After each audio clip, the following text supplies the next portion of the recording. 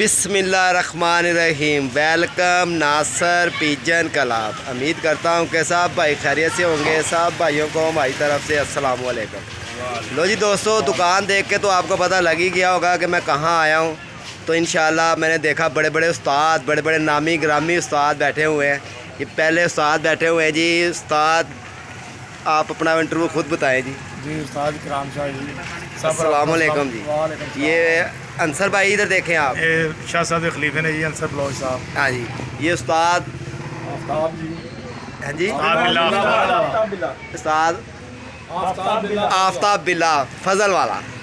लो जी ये उस्ताद जेदी उस्ताद तो नहीं गा, तेन कहना नहीं चाहिए। लो जी ये उस्ताद शाह साहब हैं, ये हमारे बुजुर्ग भी हैं। तो आज हम उस्ताद जी से थोड़ा सा गुफ्तगू भी करेंगे और उन उस्ताद जी से पूछेंगे, दोनों जितने भी उस्ताद बैठे हैं, कि आपने कबूतरबाजी कब से शुरू की है। पहले शुरुआत करेंगे शाह जी से। शाह जी, आपकी कबूतरबाजी के अंदर क्या क्या आपके टाइम पर हुआ है, कैसे कबूतरबाजी करते थे और किस तरह नहीं होती थी कबूतरबाजी? मुझे तो वैसे मैक्सिमम थोड़ा कुछ कोई 40 साल हो गए कबूतरबाजी करते हुए। अच्छा अच्छा अच्छा। 40 साल अगों अंदाजा कर लो दी उम्र कितनी होगी? हाँ जी, नहीं अंदाजा नहीं करना, तुझी उम्र भी दसनी जना। कोई शादी भी नहीं करा लगा। लो जी गल है भाजी, कबूतरबाजी ने ऐसे ही शुरू की थी। बड़ा अच्छा टाइम सी, हर चीज़ बहुत सस्ती सी और बड़ा मज़ा आता सी। कोई जुआ नहीं होंदा सी, कोई इहदे च कोई कसम कुरान नहीं होंदा सी ना। असीं सिर्फ सिंपल एक टूर्नामेंट च अगर हिस्सा भी लेंदे सी ना, तो साढ़े उस टाइम टैंपरेचर भी बहुत होंदा सी।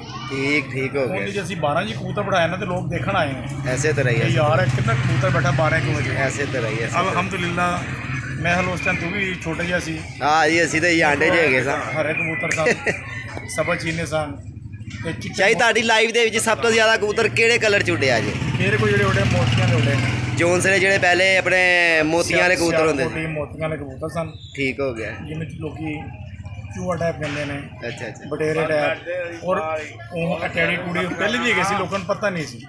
ਇੰਟਰੋਡਿਊਸ ਕਰਾਇਆ ਕਿ ਚੋਰੀ ਸਫੀ ਸਾਹਿਬ ਨੇ। ठीक हो गया। ਉਹ ਵੀ चोरी ਆਉਂਦੇ साहब, ਨੇ, ਜੀ ਚੋਰੀ ਸਾਹਿਬ ਨੇ। फिर कुछ चाल सोचल काम हो गया। ये उस्ताद राणा कुक्कू साहब के ये खलीफा है कि शागिर्द? मैं उस्ताद हूँ जी। उस्ताद है जी उनके। हाँ जी, शागिर्द भी हैं, उन्होंने मुझे उस्ताद किया हुआ। ठीक हो गया। तो अब हम छोटी सी बात करवाएंगे उस्ताद बिल्ले फजल वाले से। उस्ताद जी, आपकी लाइफ के अंदर कबूतर कौन सा अच्छा उड़ा है? कबूतर कई अच्छे उड़ते हैं भाई, जो भी अच्छा उड़ जाए। कई कलर में कबूतर उड़ते हैं, जो अच्छा कबूतर है वही उड़ता है। चाहे वो लाखा हो, चाहे हरा हो, चाहे सीना हो, चाहे वो टेडी हो, चाहे गोल्डन हो। तो आपने उस्ताद जी कबूतरबाजी कब शुरू की थी, कितनी देर के थे आप? जब पैदा हुआ मेरे वाले साहब ने घर में कबूतर रखे हुए थे, फजल साहब ने, तो वहाँ से मुझे शौक पड़ा। तो काफ़ी देर तक शौक किया, काफ़ी बाजियाँ उड़ाई हैं और काफ़ी जीते हैं, कईयों से हारे भी हैं। हार जीत तो गेम का हिस्सा है। ऐसे ही अच्छे कबूतर उड़ने चाहिए, अच्छी परफॉर्मेंस होनी चाहिए, ताकि लोग ये कहें कि यार ये कबूतरबाजी में अच्छा एक नाम है। उस्ताद जी अच्छा, दूसरा सवाल ये, आपकी लाइफ के अंदर कबूतर कौन से अच्छी आपके पास उड़े हैं? मेरे पास भी कई कबूतर उड़े हैं, फुलसरा भी उड़ा है, नीलकंबा भी उड़ा है, सलारे भी उड़े हैं, कलसिरे भी उड़े हैं, सारे कबूतर उड़ते हैं। लाखे भी बहुत उड़े हैं। लाखे तो हमने बाप के सुने हैं, बहुत उड़े हैं। लाखों ने तो बहुत नाम किया है, इंशाल्लाह बहुत अच्छे उड़े हैं। ऐसे ही है। तो उस्ताद जी, अगर नए कबूतरबाज जो है उनको क्या सवाल कर सकते हैं आप? बस नए कबूतरबाजों को यही सवाल है कि आप अपने प्यार मोहब्बत से शौक करें और ऐसा शौक करें कि कोई ये ना कहे कि यार ये शौक गंदा है। ऐसे ही है। और प्यार मोहब्बत से शौक करो, और शौक जब भी करो ईमानदारी से करो, उसमें बेईमानी नहीं होनी चाहिए। ठीक। ऐसे ही।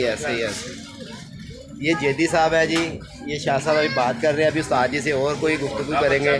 उस्ताद नहीं, उन्होंने नहीं अच्छा साहब जी बड़े अच्छे कबूतरबाज है, इनका हमने आपको तारुफ नहीं करवाया। ये हमारे अक्सर भाई बड़े अच्छे कबूतरबाज हैं, इसमें कोई शक नहीं है।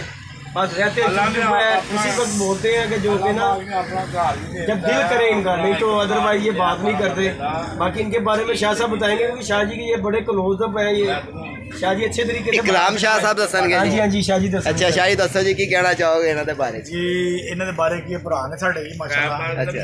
है साढ़े नाल वड्डे ने, लेकिन साडा बचपना ज़्यादा इन्होंने गुजरिया, हाले भी गुजारे। अच्छा। अलहमदुलिल्लाह इस तरह गुजरेगा। ये एक दोस्तों ने नवी गल दसन लगे, कई दोस्तों को पता है कि ये शाह शाह उस्ताद हो रहे हैं जुम्मे के दिन। ਇਹ ਉਹਨਾਂ ਦੇ ਖਲੀਫੇ ਬਣਦੇ ਪਏ ਨੇ। ਅੱਛਾ ਖਲੀਫਾ ਬਣਨ ਐਡ ਲੱਗੇ ਨੇ। ਪਰਸੋਂ ਸਾਡਾ ਜੁਮਾ ਆਏਗਾ 2-3 ਦਿਨਾਂ ਬਾਅਦ। ਅੱਛਾ ਤੇ ਸ਼ਾਹ ਸਾਹਿਬ ਆਪਣਾ ਆਪਣੇ ਵੱਡੇ ਭਾਈ ਦੀ ਪੱਗ ਲੈ ਰਹੇ ਨੇ, ਰਾਹਤ ਸ਼ਾਹ ਸਾਹਿਬ ਦੀ ਸ਼ਾਗਿਰਦ ਹੋ ਕੇ, ਠੀਕ ਠੀਕ ਠੀਕ ਠੀਕ। ਹੈ ਨਾ। ਉਹਨਾਂ ਦੀ ਪੱਗ ਲੈ ਰਹੇ ਨੇ ਜੁਮੇ ਨੂੰ। ਤੇ ਗੜੀ ਚੋਂ ਸ਼ਾਦੀ ਹਾਲ ਜਿਸ ਦੋਸਤਾਂ ਨੂੰ ਨਹੀਂ ਪਤਾ ਤੇ ਅੱਛੀ ਨੇ ਇਹਨਾਂ ਮਾਰ ਵੀ ਨੇ ਤੇ ਸ਼ਾਹ ਸਾਹਿਬ ਉਹਦੇ ਉਸਤਾਦ ਵੀ ਹੋ ਰਹੇ ਨੇ। ਅੱਛਾ ਜੀ। ਆਪਣੀ ਪਾਰਟੀ ਦੀ ਪੱਗ ਲੈ ਰਹੇ ਨੇ। ਮਤਲਬ ਅੰਸਰ ਭਾਈ ਜਿਹੜੇ ਨਾ ਹੁਣ ਖਲੀਫਾ ਹੋਣ ਲੱਗੇ ਨੇ। ਇਹ ਖਲੀਫਾ ਹੋਏਗੇ ਨਹੀਂ ਇਨਸ਼ਾਅੱਲਾ। ਜਦੋਂ ਉਹਨਾਂ ਨੇ ਕਿਹਾ ਤਾਂ ਉਹਨਾਂ ਨੇ ਮੰਨ ਲਿਆ, ਲੇਕਿਨ ਇਹ ਫਾਰਮੈਟ ਇਹ ਉਹ ਸ਼ਾਦੀ ਹਾਲੀ ਪੂਰੀ ਹੋਈ।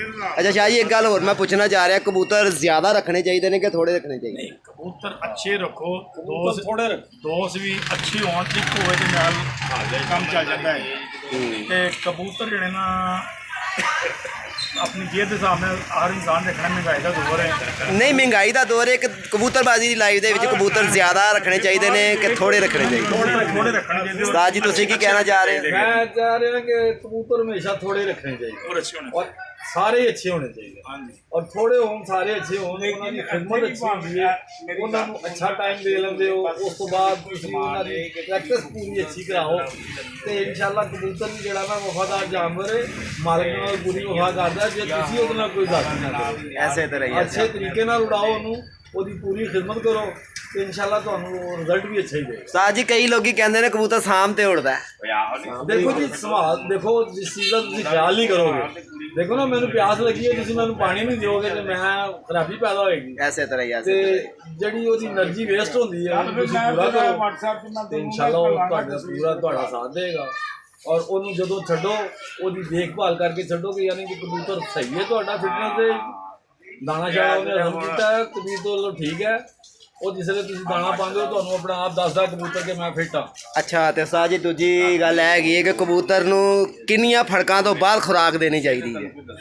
ਕਬੂਤਰ ਜਿਸ ਵੇਲੇ ਤੁਸੀਂ ਫੜਕਾਣਾ ਸ਼ੁਰੂ ਕਰਦੇ ਹੋ, ਜਦੋਂ ਕਬੂਤਰ ਚਿੱਟੀਆਂ ਮਾਰਨੀਆਂ ਸ਼ੁਰੂ ਕਰ ਦਿੰਦੇ ਨੇ ਅੱਛਾ। ਤੇ ਚਿੱਟੀਆਂ 'ਚ ਜਦੋਂ ਬੁਲਬੁਲੇ ਆਣੇ ਸ਼ੁਰੂ ਹੋ ਜਾਣ ਨਾ ਚਰਬੀ ਦੇ ਵਿੱਚ, ਹਾਂ। ਜਦੋਂ ਬੁਲਬੁਲੇ ਆਣ ਸਮਝੋ ਕਬੂਤਰ ਕਮਜ਼ੋਰ ਹੋਣਾ ਸ਼ੁਰੂ ਹੋਇਆ, ਫਿਰ ਉਹਨੂੰ 2-2 3-3 ਗੋਲੀਆਂ ਤੋਂ ਸ਼ੁਰੂ ਕਰਕੇ ਜਿੰਨੀ ਤੁਸੀਂ ਮੈਕਸਿਮਮ ਖੁਰਾਕ ਦੇਣਾ ਚਾਹੁੰਦੇ ਹੋ ਕਬੂਤਰ ਨੂੰ, ਕਬੂਤਰ ਦੀਆਂ ਇਹ ਗੋਲੀਆਂ ਹੁੰਦੀਆਂ 4 ਤੋਂ 6 ਤੱਕ, ਬਸ ਇਸ ਤੋਂ ਜ਼ਿਆਦਾ ਖੁਰਾਕ ਮੈਂ ਤਾਂ ਕਦੀ ਨਹੀਂ ਤੇ ਜਿਹੜੇ ਲੋਕ ਕਹਿੰਦੇ ਨੇ ਉਸਤਾਦ ਜੀ 15 ਗੋਲੀਆਂ ਦਿੱਤੀਆਂ। ਦੇਖੋ ਜੀ ਉਹਨਾਂ ਦੀ ਆਪਣੀ ਉਸਤਾਦੀ ਹੈ, ਮੈਂ ਹੁਣ ਕਿਸੇ ਦੀ ਉਸਤਾਦੀ ਦੇ ਨਾਲ ਤੇ ਮੈਂ ਨਹੀਂ ਰੱਖ ਸਕਦਾ। ਐਸੇ ਤਰ੍ਹਾਂ ਹੀ ਹੈ, ਹਰ ਐਸੇ ਆਦਮੀ ਉਸਤਾਦ ਹੈ, ਜੋ ਕੁੜੀ ਦਾ ਹੋ ਗਿਆ ਕੀ ਸਮਝੋ।